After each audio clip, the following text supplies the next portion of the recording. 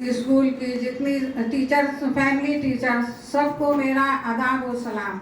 और हमारे DElEd first year के बच्चे 17, 25 और 27 के सारे प्रशिक्षुओं को शुभकामनाएं, ढेर सारी दुआएं। आज हम लोगों का ये जो है सो 4 वीक का ये इंटर्नशिप प्रोग्राम, वर्कशॉप प्रोग्राम चला, जिसका आज समापन है। इसके लिए हमारे बच्चों ने एक छोटा से प्रोग्राम को ऑर्गेनाइज किया है।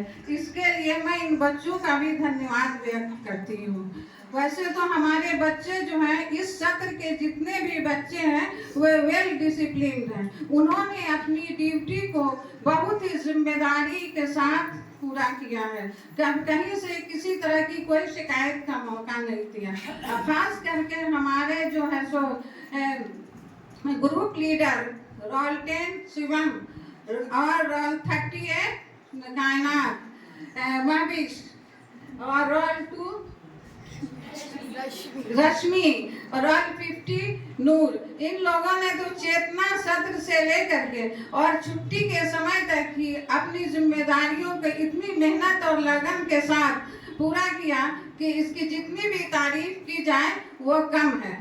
वैसे भगवान इन लोगों को हमेशा उज्जवल भविष्य के लिए, इन लोग के उज्जवल भविष्य के लिए हम लोग कामना करते हैं। ये सारी चीजें, ये सारी बातें जो होती है वो शिक्षा से ही होती है। शिक्षा ही हमारे सफलता की कुंजी है।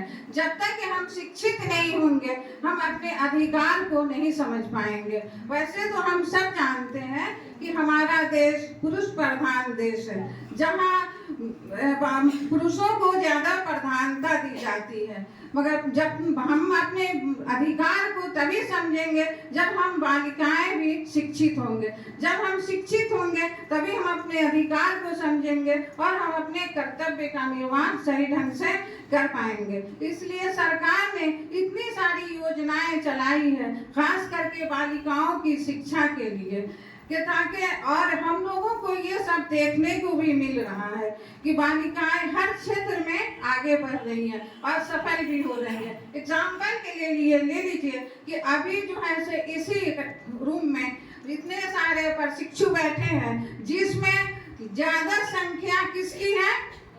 महिलाएं के लिए है।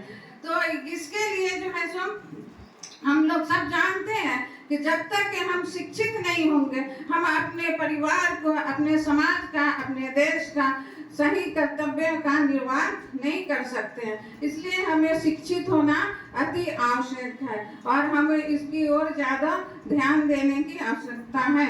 और अभी जो है सो आप लोग जो है सो जो उद्देश्य लेकर के आए हैं कि हम एक शिक्षक या शिक्षिका बनेंगे, तो इसमें भी आप लोगों के ऊपर ये बहुत बड़ी जिम्मेदारी है। ये हम सब जानते हैं कि शिक्षा को 3 भागों में बांटा गया है: प्राइमरी, माध्यमिक और उच्चतर शिक्षा। तो प्राइमरी शिक्षा जो होता है, प्राइमरी मध्य विद्यालय के जो टीचर हैं उन पे ही ये सारी जिम्मेदारी आती है। तो बेसिक शिक्षा किसको देना है? आप लोगों को ही देना है, जो प्राइमरी विद्यालय के शिक्षक या शिक्षिका बनेंगे। तो कोई भी मकान को जब हम खड़ा करना चाहते हैं, जब उसका बेस ही मजबूत नहीं रखेंगे तो क्या होगा? आगे चल करके वो डैमेज हो जाएगा और उसको गिरने का खतरा रहता है। तो वही हाल है इसमें। अगर हम बच्चों की बेसिक शिक्षा की ओर सही ध्यान नहीं देंगे तो फिर क्या होगा? आगे चल करके जो हम मेरे बच्चों का या मेरे फैमिली का जो एम है कि हमारे सरकारी स्कूल में रह करके भी हमारे बच्चे आगे बढ़ें, तो फिर इसमें कहीं ना कहीं कठिनाइयों का सामना हम सबको करना पड़ेगा। तो इसलिए मेरी यही कामना है कि आप लोग जहाँ भी जाइएगा, अपनी जिम्मेदारियों का निर्वाह, अपने कर्तव्य का निर्वाह सही ढंग से करिएगा। और आप लोग, इसके साथ ही मैं आप लोगों की उज्जवल भविष्य की कामना करती हूँ।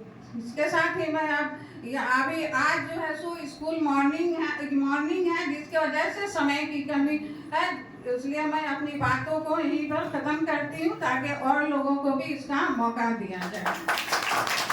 Thank you so much ma'am for your valuable words. मैं एक आप लोगों को शेर सुना रही हूँ।